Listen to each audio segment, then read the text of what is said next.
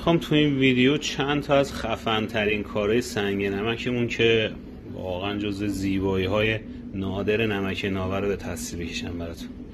دستمو کنارش میزنم که اندازه تقریبی اونها رو متوجه بشید. کار فوق‌العاده زیبا از سنگایی که بارون خورده است. یه گوی کلکسیونی جذاب روش کار کردیم.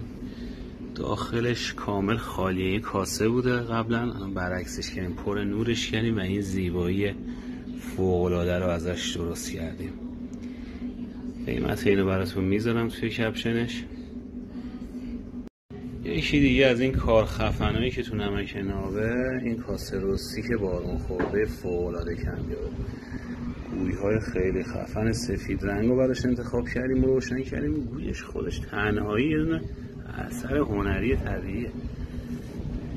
خیلی کار فوق‌العاده‌ایه، واقعا کمیابه این آواژور برای شیک پسندا، خاص پسندا. اینجا رو ببینید، این معدن‌هایی که غارهای نمکی میرن، یا مثلا غاری که مجسمه شاپور درش در آوردن تو استان فارس، این اونه، قندیل انگار. خیلی فوق‌العاده است.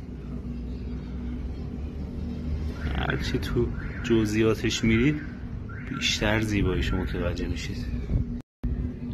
کاسه دوست داشتنی که پر شده از سنگای صورتی رنگ فوق‌العاده کمیاب. دوستانی که در کار سنگ نمک هم میدونن که این کریستالای صورتی چقدر کمیابه. داخل یه رستی که فوق‌العاده گذاشتیم. اینو کار حدوداً وزنش 9 کیلوه.